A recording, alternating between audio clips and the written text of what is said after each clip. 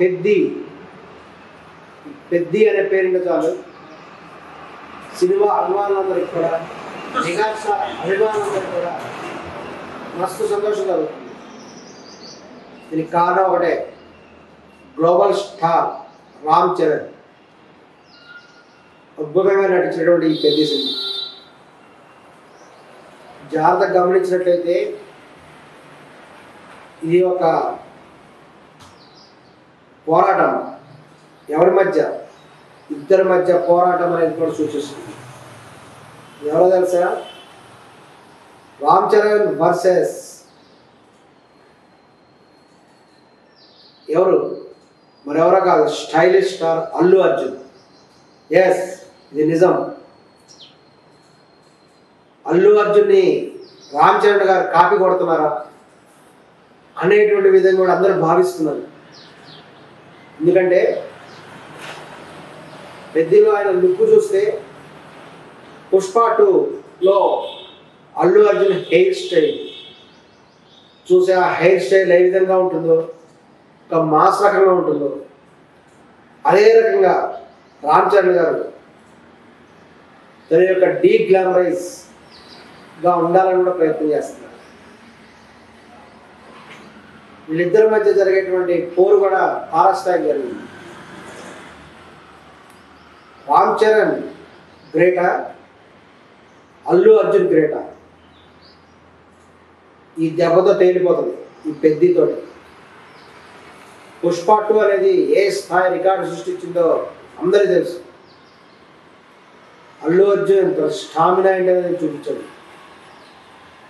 మరి గమనిస్తే game changer, మరి గేమ్ చేంజర్ ఆ స్థాయిలో వెళ్ళలేదు. పక్కా క్లాస్లో ఉన్నటువంటి గేమ్ చేంజర్లో రామ్ చరణ్ ఇలా అయితే కాదని అల్లు అర్జున్ బాటనే పట్టినట్టుగా కూడా ఈ సినిమాలో కనిపిస్తుంది.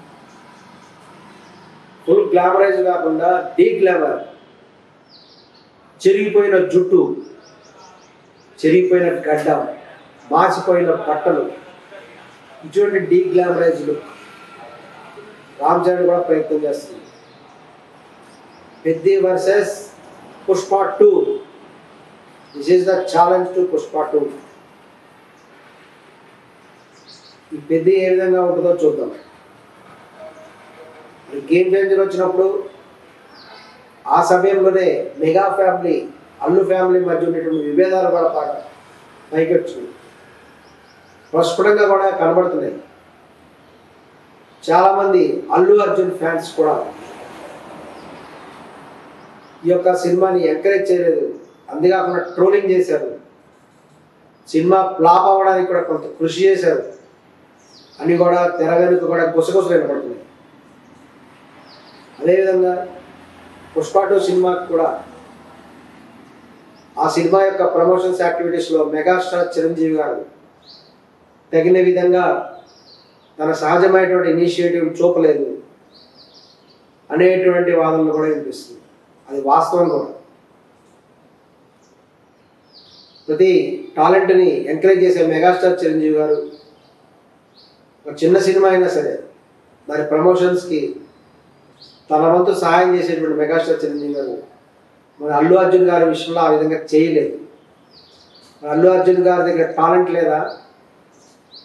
టాలెంట్ని ప్రోత్సహించే మెగాస్టార్ చిరంజీవి గారు మరి అల్లు అర్జున్ గారికి ఎందుకు సపోర్ట్ చేయట్లేదు, ఎందుకు ఎంకరేజ్ చేయట్లేదు?